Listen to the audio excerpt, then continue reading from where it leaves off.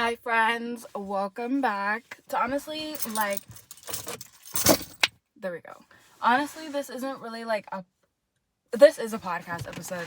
I'm not gonna lie, I think the in my room scenery just gets so boring, and my car is in my safe space, and I know that sounds so weird to a lot of people, but I have very few places where I feel very comfortable, very comfortable, and my car is just one of them. I don't know why. My bathroom is the other place. I love my bathroom.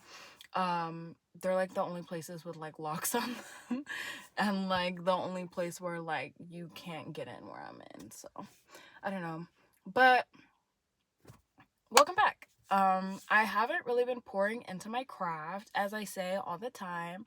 I don't really have an excuse. I just think I feel a little short-circuited with my creativity right now. I think the things that I want to produce or explain, I feel like they feel too vulnerable. And I think that's one of the obstacles I'm tackling right now, is just the level of comfortability I have in myself and in the things that I'm saying and doing. I think for me, one of my biggest challenges and hurdles has been this rediscovery of myself, what I like, what I don't like, what I enjoy, what I want, what I don't want, letting go of a lot of the things that I still hold some attachment to, and then letting go of things that are holding on to attachments to me, like past versions of myself, past versions of people in my life. I think I'm just readapting to a new mental and emotional space.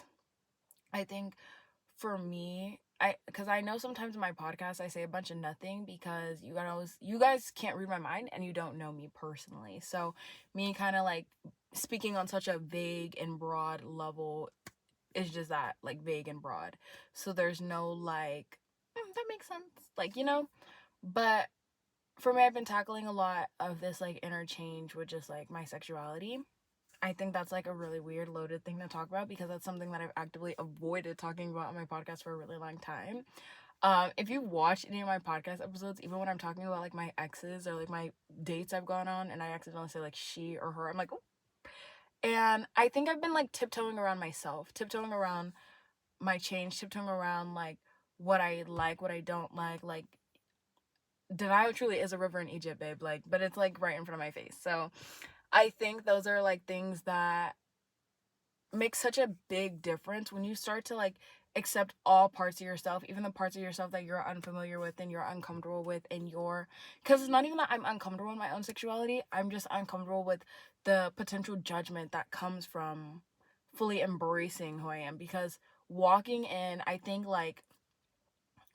walking in because there is no coming out, girl. You're not no famous celebrity, you're not nobody special, but walking more in my truth has led for a lot of fear because of the reaction from the people closer to me, more so just my parents and whatever. And because it's nothing my sister already knew, and just you don't want to seem you don't want to feel you're embarrassing someone else, or you're disappointing for going that different path, and you also just don't want to feel different, I think also sexuality is a spectrum, and it's very fluctuating.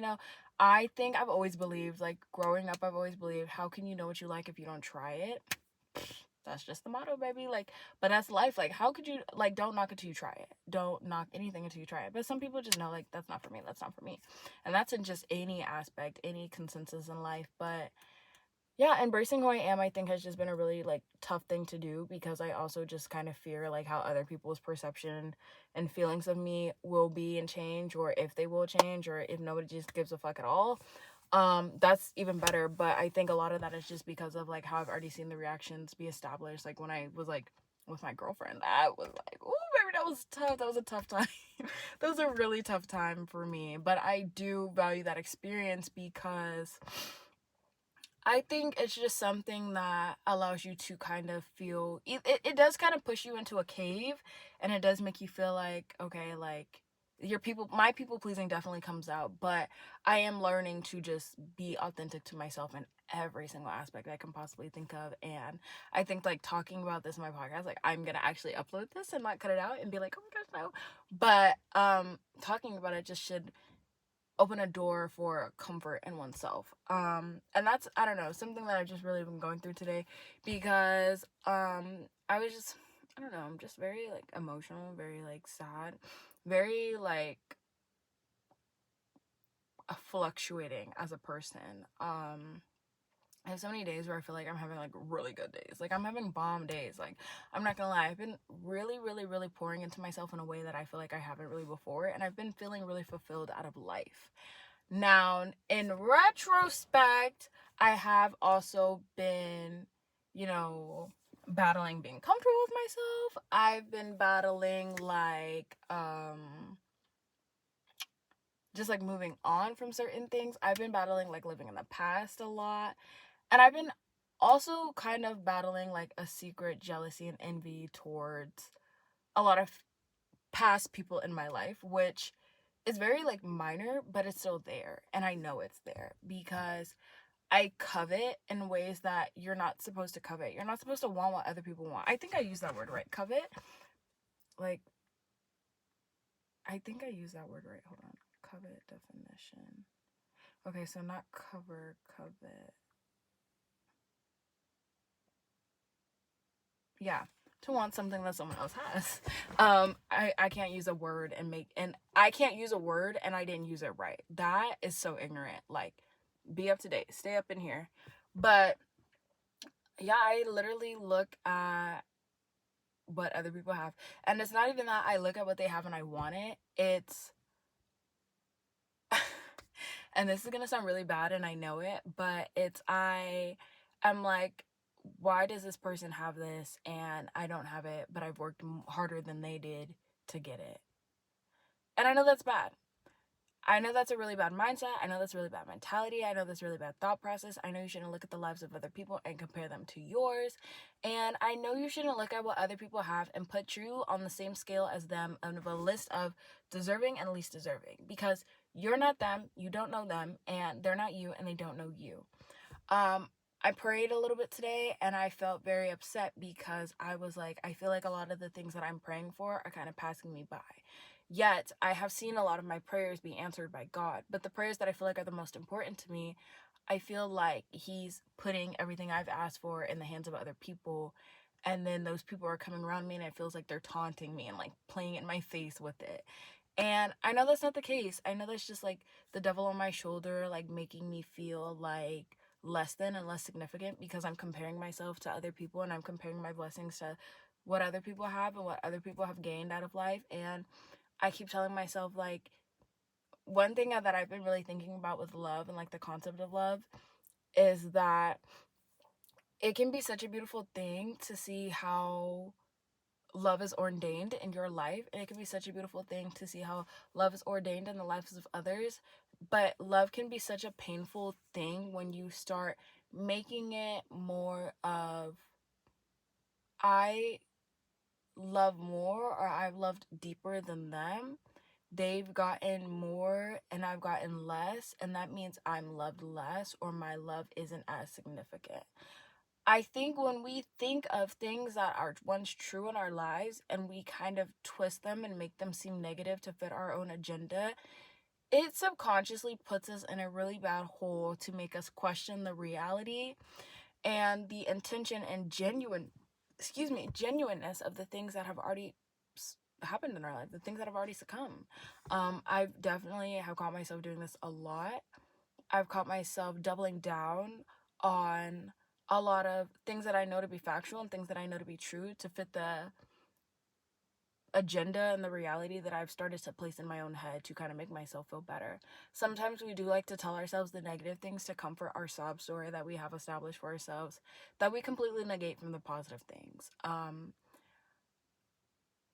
I try I try really hard to not talk about like anything sad or anything vulnerable. I really do like to have a podcast that is just like very surface level, but I think my biggest challenge to myself is to kind of tap in more to a more vulnerable aspect, because that was something that I was kind of crying about today. Like I'm like, I want to be vulnerable, but I definitely feel like vulnerability comes at such a strong cost, because I don't want people to see very deep personal parts of me, very vulnerable and very hard parts that I challenge myself to face every single day, and think that that's something that someone could use against me, or take my vulnerability and try to antagonize me with it. I think it's still in my head, mind, and wired in my brain to just be so hyper aware of other people, to be so hyper aware of how I'm perceived, to be so hyper aware of how I'm judged, to be so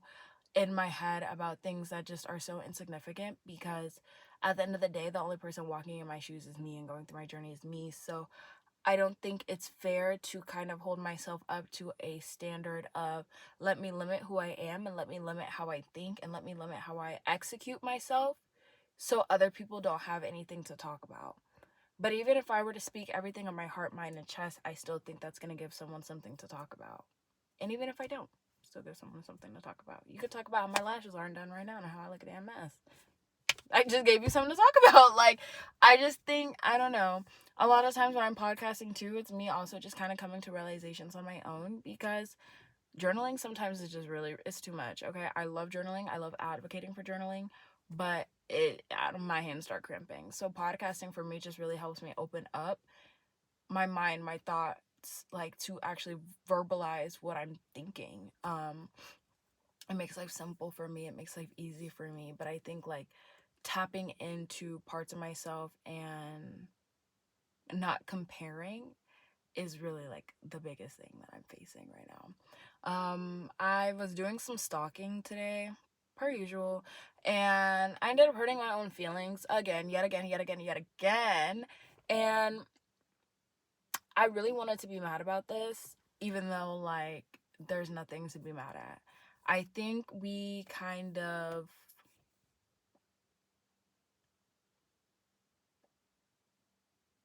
want to live in realities that don't exist, and we want to dwell in spaces that we're no longer welcomed, and we want to just cling and hold on to things that are comfortable and familiar.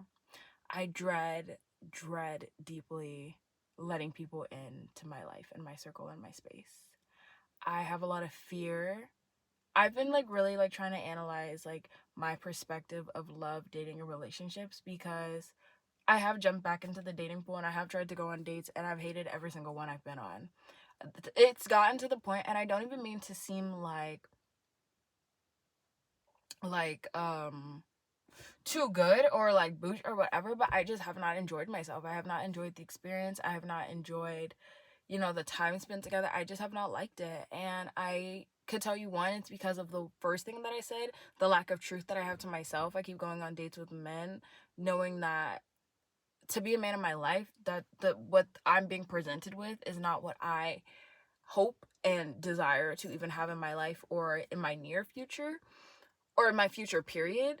And number two, that's just not the road that I want to cross right now. Like, that's not the journey that I'm looking to walk down, and that's not the road that I'm looking to cross anytime soon. No time, like, at all. And secondly, just, like, also like, not fully I'm just not fully, like, I'm there to where I'm like, oh, I could be in a relationship, I could be in love, I could do those things, but I'm not there to where I'm like, I am ready to, like, open up, I am ready to let someone in, because for me there is such a fear of love. And for me, I've talked about in my podcast, like, wanting love being around me. I am the love. Love is centered everywhere. There is so much goodness in love. Love is powerful, because these are things that I know to be true. Love is powerful. Love is all around. I've learned to have such a fulfillment in loving myself, and I've learned to love myself a lot more. I just actually, a couple weeks ago, went to dinner by myself because nobody wanted to go with me. And I had been holding up on a lot of plans because I had no one to go with. Like, I'd want to go shopping. No one wanted to go shopping because everybody's working. I'd want to go to brunch. Nobody can come with me to brunch. I want to go to the movies. Nobody can come with me. And I'm tired of feeling like a loser because all my friends are busy. And I would really, like, deeply internalize and personalize their priorities in themselves and what they need to do, and kind of, like, Like I said prior, we take things that we know to be true and we rewire it to kind of fit our sob story in our brain. I would just internalize somebody else's being busy, and I would also just like not do a lot of things because I had nobody to do them with. And it got to a point where I was like, I'm just missing out on life because I have FOMO. Like, not even FOMO, but like fear of doing things alone. And I'm like, why am I so scared of that? I wanted to go to California Pizza Kitchen. My sister didn't want to come. I can't take my cat with me. My mom was out of town. Like, my friends were busy. I got up and I went by myself and I sat there and I ate dinner alone. And I have always like kind of thought about, like, you know how people are like, oh, when I see old people eating dinner by themselves, that makes me so sad. And it was actually one of the most peaceful things I feel like I've ever done by myself and like for myself. Like, I've been learning to do things a lot more alone. And what is so ironic to me about this is like in high school, I'd always be scared of like walking around alone, doing things alone, being seen alone, because my high school was a very like cliquey kind of like atmosphere. Everybody would be in groups. We'd all be like around each other. Big ass groups, by the way, like just hanging out, talking. Even if you didn't like know anybody or weren't like close with anybody, just standing around in that group made you feel less alone. Even if you were like isolated and like not really cool with nobody in the group, you were still in a group and it didn't feel uncomfortable to just be by yourself. Being in high school, I think it was just really uncomfortable to be alone and to be seen alone and to do things alone because you feel like people are judging you because everybody else is in a group thinking, damn, she's alone and she looks like a loser. Even though nobody's thinking that about you. But that was always the thought process. That was always my thought process. So kind of like walking out of a high school mentality too. Sorry, I just scratched my toe. I'll make the sound again so you don't think I'm farting because that's so gross. But um walking out of that high school mentality, even though I graduated 2 years ago, is kind of ironic because it's taken me 2 years to kind of walk out of that mentality that doing things alone isn't like, doesn't make me a loser, doesn't make me like any different. I feel like my waitress, she was really nice, she was really cute, she was really nice, she was really sweet, and she would constantly like check up on me, like I just ate my food. I was on the phone with my friend for a while, like before I even got to the restaurant, hung up. I put on my show. I watched The Inside Job on Netflix, ate my Alfredo, got dessert. Baby, I had a ball. And she told me that it was just really refreshing seeing somebody like my age, somebody like me, just sitting there eating their food completely in peace. Like, we mingled, we talked. I didn't give the vibe that I was like uncomfortable. She was like, I wish people our age would kind of like sit and do things like this more often by themselves. And I was like, I agree, because there is a really big like negative stigma around being alone when independence is such a valuable and vulnerable thing. And this is so ironic because, is it over here? This is so ironic because as I talk about like independence, I put in like my journal the other day. Well, it wasn't the other day, but it was a day. I went to church, and that's another thing. I've been going to church too. I've been like trying to get more connected in the things that I've said that I wanted to do.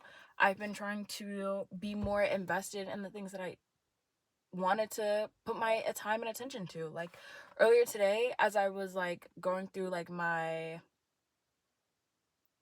overwhelming emotion cycle per usual, I realized like I don't want to consume media as often as I do. I don't want to doom scroll.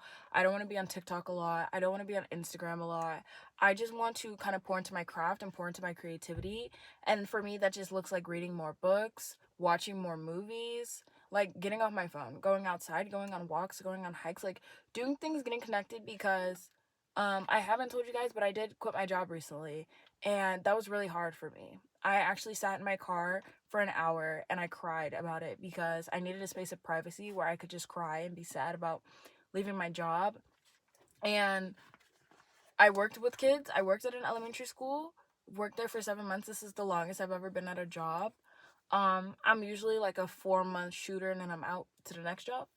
But been there for 7 months, got really insanely close with every single student, almost damn near. I learned everybody's names like the first 2-3 weeks I was there. I learned everybody's name. I made note to do that, not because I was like, oh, let me get better at my job like this. It was just important to learn everybody's name. It was just so important to me. And for someone who, when I was starting at my job, I remember the kids asked me, they asked me, Miss India, do you have a boyfriend? And when they asked me, like, am I in a relationship? I had gotten broken up with that day. And I thought that was so, like, oh, okay, great. Right. And I had just felt like during the time that I worked at my job, I needed love the most. And I found love in a place where I didn't think I'd see it amongst like a heavily populated atmosphere of children. And I just learned to love my job, and I've learned to love the youth, and I've always loved working with kids. So I just really had learned to feel loved and valued and supported at my job, because there were just kids who were so excited to see me every single day, and I was so excited to see them every single day. I was excited to know about them. I was excited to hear about their weekend. I was excited to talk about anything, everything. We are talking about Bluey. Like, I'm being corrected because Bluey and Bingo are girls and not boys. Like, and I was here for it. I was ready. Like, they were just the light of my mornings every single day, from 7 to 1. And walking away from my job was like really hard because I'm burnt out, I'm in school, I'm trying to juggle everything at once. So it did feel like I'm walking away from love, because I feel very loved in my job. And yeah, I sat in my car and I cried about it for a minute. I did. It was really hard. And even on the day where it was my last day, I tried really hard not to cry, because I didn't even tell all the kids I was leaving. I was so like kind of nervous to do so, because I'm like, dang. Because, they're young, they're babies, so they're going to ask you every single question under the sun. And, like, kids think that you're leaving them. Sorry, my septum just got flipped. But kids think you're leaving them to go to somewhere else. But I'm like, baby, I got to go to school myself. Like, I'm a student, too. Like, they be like, Miss India, are you 40? And I'm like, do I look like your mom? Like, I'm confused. But, yeah, and I will show you guys in another podcast episode. I will show you like all the things that they gave me on my last day. It was so cute. But I tried really hard not to cry, but I did cry. But it was so sad. But nonetheless, I just felt so loved at my job, and like all the things that I was going through in the times where I was working there. I felt like that was like my escape from like the negative things that were happening in my life, and the negative things that I was feeling emotionally. I talked about this in my vlog on my phone, but that was my escape. That made me feel better. That was my distraction that didn't lead me to feeling drained. It poured into me, and it allowed me to pour into it. And I think because children are so cute and cool and awesome that they're so emotional, it just allowed me to really like be myself. Like, I don't know. If you observe children, when they fall, they cry. When someone takes something from them, they cry. They're just very like emotional. They're kids. It just taught me a lot, okay? Sorry guys, we'll just keep the lights off. But it was a valuable experience and I loved it. But nonetheless, what I put in my journal, it was just talking about independence and how we see independence as a privilege, but how we also kind of make independence a weapon, and how, though it is a very strong thing to be an independent person, we undermine the value of and the necessity of community and needing people around us. So I even took that into consideration of not being hyper independent to where I feel like I don't need anybody, but to also allow myself to lean on other people. And I think that really just does tie into like me getting into the dating pool and me kind of being scared to open up, because that equals a reliance on someone else. And I feel like being in a relationship where I was reliant on someone else, and I just watched them like get up and jump ship so fast and quick, has put such a hesitancy on me, because I don't think I've ever like been as true and authentic and vulnerable in that relationship than I've ever been with anybody else. So I know that so many things in this life are meant to be experienced and to be navigated through. And the beauty in human being and human connection is that we are to learn some kind of self-reliance and like comfortability with one another. And I love to remind myself all of the time that when I do find the things that I yearn for and pray for and ask for out of life and out of relationships and the things that I just talked to God about, it will never have to be something that, I'm sorry, I am gonna turn the light back on. I love sitting in my car though, so it never bothers me. There we go.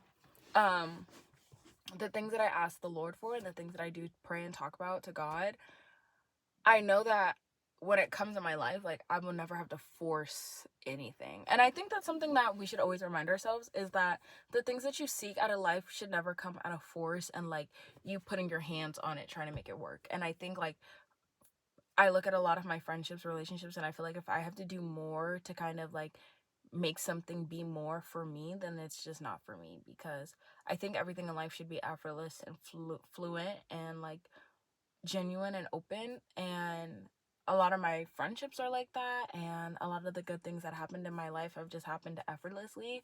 So I don't want to continue to build a habit or a like mental thought process that I have to work to have good things. Like, if that makes sense, like, you're deserving of good things like unconditionally. You don't need to like force good things to happen in your life. That's what I mean by like it's supposed to be effortless.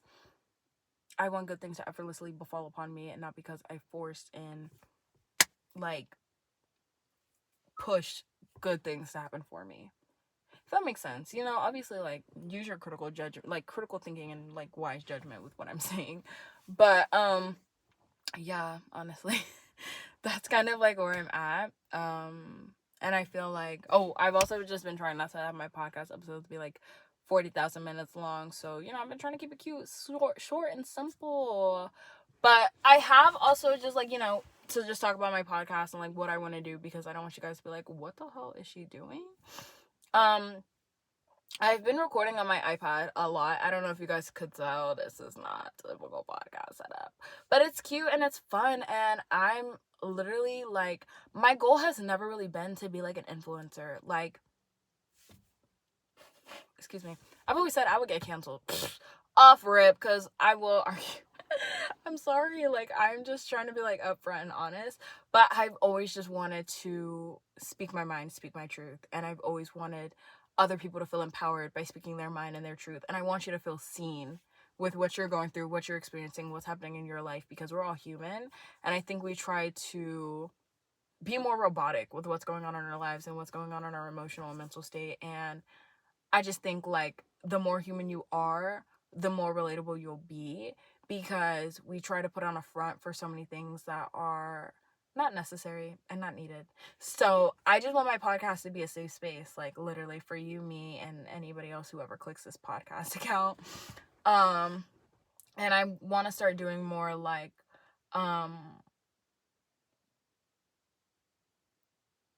interpersonal things on here, I guess. So I don't know, I guess like just like look out for those things.